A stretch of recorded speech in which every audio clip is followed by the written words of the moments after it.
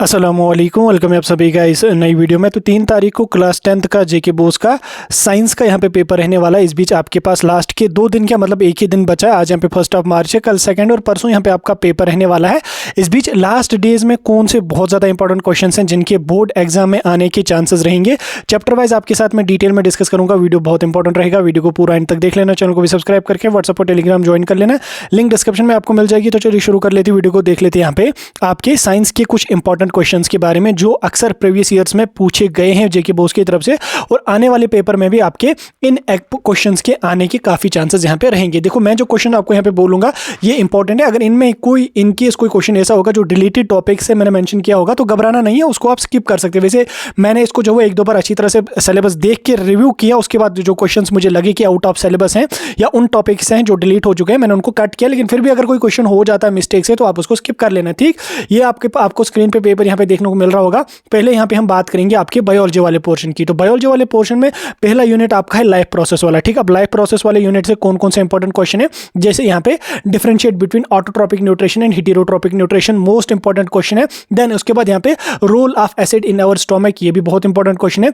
Digestive system, ठीक, इसकी आपको डायग्राम भी बनानी पड़ेगी, एक्सप्लेन भी करना पड़ेगा, ये भी बहुत इंपॉर्टेंट है। देन उसके बाद यहाँ पे transport of water and minerals in plants, ठीक, मोस्ट इंपॉर्टेंट क्वेश्चन है। Function of saliva in digestion of food, ठीक, ये भी बहुत इंपॉर्टेंट क्वेश्चन है, शॉर्ट आंसर टाइप क्वेश्चन में पूछा जाता है। देन उसके बाद यहाँ पे एरोबिक एंड एनारोबिक रेस्पिरेशन के बीच में आपको डिफरेंशिएट करना पड़ेगा। देन उसके बाद यहाँ पे स्ट्रक्चर ऑफ नेफ्रॉन, ये अक्सर पूछा गया है और प्रीवियस ईयर का कोई भी पेपर आप उठा के देख लो, स्ट्रक्चर ऑफ नेफ्रॉन उसमें शॉर्ट आंसर टाइप क्वेश्चंस में पूछा गया है, ठीक। इसलिए आप लोग जो वो नेफ्रॉन की स्ट्रक्चर को बनाने की भी प्रैक्टिस करना और उसके पार्ट्स को भी यहाँ पे अपने दिमाग में सेव करके रख लें, ठीक। ये क्वेश्चन अक्सर पूछा गया है। देन उसके बाद यहाँ पे अगला चैप्टर आपका है कंट्रोल एंड कोऑर्डिनेशन। इस वाले चैप्टर से कौन कौन से इंपॉर्टेंट क्वेश्चन है, जैसे यहाँ पे प्लांट हार्मोन्स की डेफिनेशन पूछी जाएगी आपको। देन उसके बाद यहाँ पे ट्रोपिज्म और उसके डिफरेंट टाइप्स के बारे में आपको पूछा जा सकता है। अगर इनके शॉर्ट में आया तो आपको यहाँ पे इतना ही पूछा जाएगा, व्हाट आर प्लांट हार्मोन्स या डिफाइन प्लांट हार्मोन्स, तो ये आपको लिखना पड़ेगा। देन उसके बाद यहाँ पे why is the use of iodized salt advisable, ठीक, ये इसका यूज क्यों एडवाइजेबल है।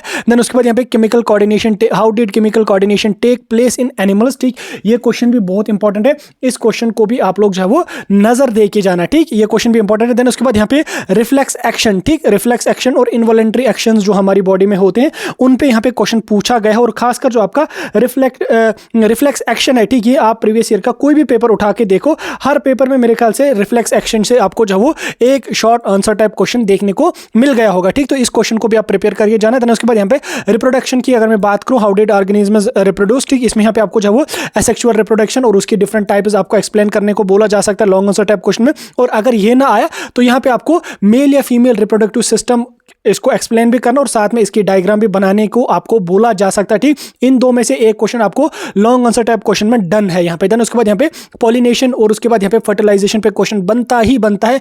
प्रीवियस ईयर का कोई भी पेपर आप उठा के देख लो, शॉर्ट आंसर टाइप आपको फर्टिलाइजेशन या आपको पॉलिनेशन में जो वो या पॉलिनेशन से या फर्टिलाइजेशन से एक शॉर्ट आंसर टाइप क्वेश्चन आपको यहाँ पे बनता ही है। देन उसके बाद यहाँ पे सेक्सुअल रिप्रोडक्शन की क्या एडवांटेजेस हैं, ठीक, ओवर एसेक्सुअल रिप्रोडक्शन, ये भी आपका लॉन्ग आंसर टाइप क्वेश्चन में पूछा जा सकता है। देन उसके बाद यहाँ पे आपको जो वो फ्लावर के लंगिट्यूडनल सेक्शन की आपको डायग्राम भी बनानी आनी चाहिए और उसके डिफरेंट पार्ट्स को एक्सप्लेन करना भी आपको आना चाहिए। देन उसके बाद यहाँ पे जेनेटिक्स की अगर मैं बात करूँ तो इसमें यहाँ पे आपको मेंडलस एक्सपेरिमेंट बहुत इंपॉर्टेंट है, अक्सर ये क्वेश्चन रिपीटेड है, प्रीवियस ईयर का कोई भी पेपर उठा के देख लो, मेंडलस एक्सपेरिमेंट आपको वहाँ पे देखने को मिलेगा। देन उसके बाद यहाँ पे सेक्स डिटर्मिनेशन भी इंपॉर्टेंट क्वेश्चन है, ये भी अक्सर आपको बोर्ड के पेपर्स में जो वो देखने को मिलेगा, तो इसको भी आप यहाँ पे प्रिपेयर करके जाना कि सेक्स डिटर्मिनेशन क्या है और ये प्रोहिबिटेड क्यों है, ठीक, ये आप पढ़ के जाना। देन उसके बाद यहाँ पे एनवायरनमेंट वाले टॉपिक चैप्टर की अगर मैं बात करूँ, इसमें यहाँ पे आपको biodegradable and non biodegradable substances के बारे में पता होना चाहिए, ट्रॉपिक लेवल्स क्या है, और उसके बाद यहाँ पे एग्जांपल ऑफ फूड चेन। यहाँ से तो फूड चेन पे question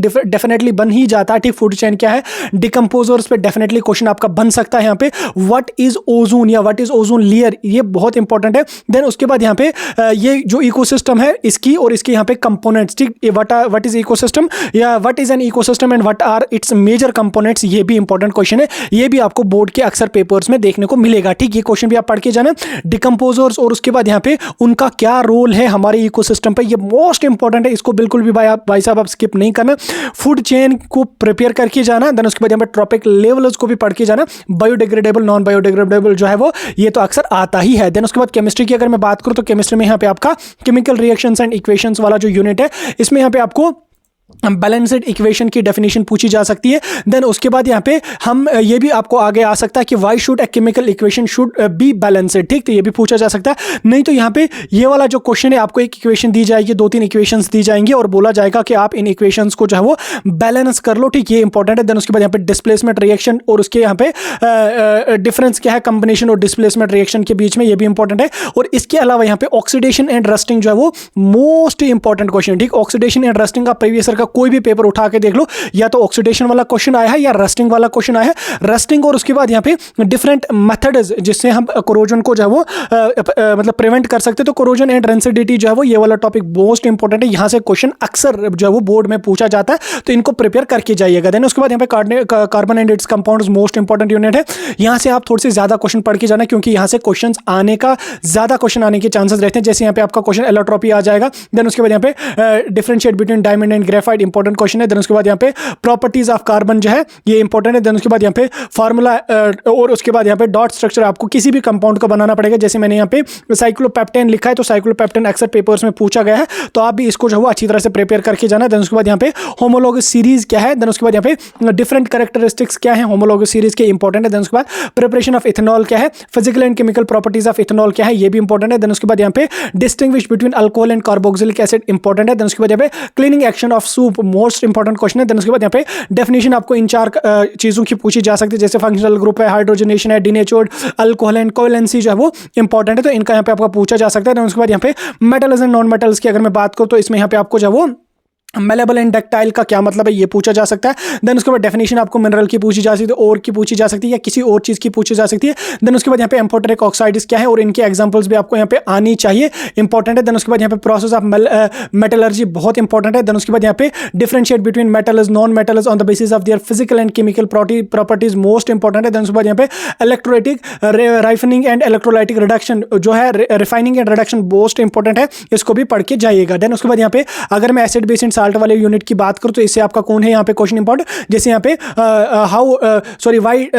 why doesn't aqua solution of acid conduct electricity, या पीओपी का फार्मूला और पीओपी क्या है और इसका यहाँ पे केमिकल फार्मूला क्या है। जब मैंने 10th दिया था तब ये क्वेश्चन आया था, तो इसलिए आप इसको स्किप नहीं करना। देन उसके बाद यहाँ पे एसिड्स की केमिकल प्रॉपर्टीज पूछी जा सकती है, न्यूट्रलाइजेशन रिएक्शन क्या है उसके 2-3 एग्जांपल्स आपको पूछी जा सकती है। देन उसके बाद यहाँ पे ये जो क्वेश्चन इंपॉर्टेंट है आपका नोट लिखना, ठीक, वॉशिंग सोडा पे आ सकता है, बेकिंग सोडा पे आ सकता है, और इनकी यूजेस भी आपको 2-3 आनी चाहिए। देन उसके बाद यहाँ पे ब्लीचिंग पाउडर का भी पता होना चाहिए, इनका केमिकल फार्मूला क्या है, इनके यूजेस क्या है और इसको यहाँ पे प्रिपेयर कैसे करते हैं, तो इसको भी पढ़ के जाना, और प्रॉपर्टीज इसकी क्या है। देन उसके बाद यहाँ पे पीएच के स्केल की डेफिनेशन पूछी जा सकती है, अल्कली या एक्वा रहेगा की डेफिनेशन आपको यहाँ पे पूछी जा सकती है, ठीक। उसके बाद अगर मैं फिजिक्स की बात करूँ तो फिजिक्स में हमारा पहला यूनिट लाइट वाला है, तो लाइट वाले यूनिट को आप अच्छी तरह से पढ़ के जाना, क्योंकि इंपॉर्टेंट यूनिट है, फर्स्ट यूनिट है, यहाँ से ज्यादा क्वेश्चन पूछे जाते हैं। इसमें अगर मैं डेफिनेशन की बात करूँ तो यहाँ पे आपको सेंटर ऑफ कर्वेचर की डेफिनेशन पूछी जाएगी, पोल की डेफिनेशन पूछी जाएगी, रेडियस ऑफ कर्वेचर की डेफिनेशन पूछी जाएगी, प्रिंसिपल एक्सिस की, अपर्चर की या स्फेरिकल मिरर्स की यहाँ पे डेफिनेशन पूछी जा सकती है। उसके बाद यहाँ पे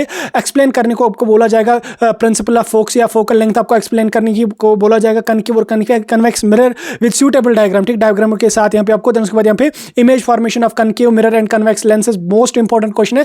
देन उसके बाद यहाँ पे uses of concave and convex mirror most important है। देन उसके बाद यहाँ पे साइन कन्वेंशन अक्सर रिपीटेड यहाँ पे, और इसके अलावा इस वाली यूनिट से आपको कुछ टेक्सचुअल क्वेश्चन भी देखने को मिलेंगे, जैसे मैंने यहाँ पे क्वेश्चंस लिखे और आगे उनका यहाँ पे इन टेक्स्ट लिखा है, तो ये टेक्सचुअल क्वेश्चन आपके इंपॉर्टेंट। देन उसके बाद यहाँ पे रिफ्रैक्शन और इसके लॉज क्या क्या है वो भी इंपॉर्टेंट है। देन उसके बाद यहाँ पे पावर ऑफ लेंस इंपॉर्टेंट है।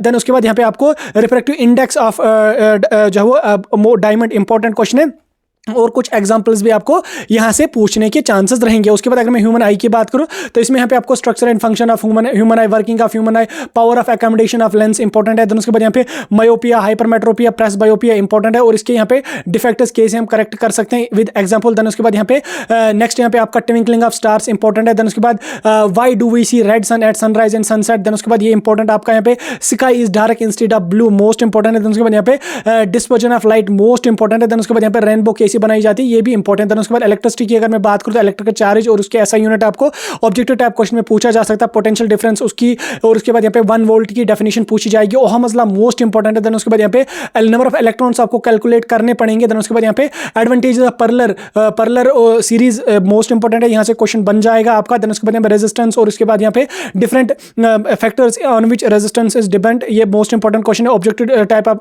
न्यूमेरिकल टाइप क्वेश्चन यहाँ पे आपका क्वेश्चन नंबर 9 आ सकता है, 10, ठीक। इन क्वेश्चन को प्रिपेयर करके जाना, ठीक। आगे हम चलेंगे, अगला यहाँ पे आपका magnetic effect of electric current and magnetism. तो इसमें कौन कौन क्वेश्चन इंपॉर्टेंट है आपका, मैग्नेटिक फील्ड लाइनेज और उनकी यहाँ पे क्या प्रॉपर्टीज हैं, and oysters experiment most important है। देन उसके बाद इसके रूल्स भी यहाँ पे इंपॉर्टेंट है। देन उसके बाद यहाँ पे magnetic field due to current carrying solenoid important है। देन उसके बाद यहाँ पे बाकी जैसे यहाँ पे आपका मोटर का प्रिंसिपल वर्किंग है, जैसे फ्लेमिंग्स का लेफ्ट हैंड रूल इंपॉर्टेंट है। देन उसके बाद यहाँ पे लाइव वायर, न्यूट्रल वायर और अर्थ वायर की आपको डिटेल में पता होनी चाहिए, डेफिनेशन वगैरह। देन उसके बाद यहाँ पे टेक्सचुअल क्वेश्चन भी कुछ आपको यहाँ पे पूछे जा सकते हैं। तो ये सारे क्वेश्चंस आपके इंपॉर्टेंट हैं साइंस के, जिनको मैंने आपके साथ एक्सप्लेन करके डिटेल में समझाने की कोशिश की। आई होप आपने इन क्वेश्चंस का स्क्रीनशॉट लिया होगा, नोट डाउन किए होंगे। बाकी इसका पीडीएफ में टेलीग्राम ग्रुप में फॉरवर्ड कर दूंगा।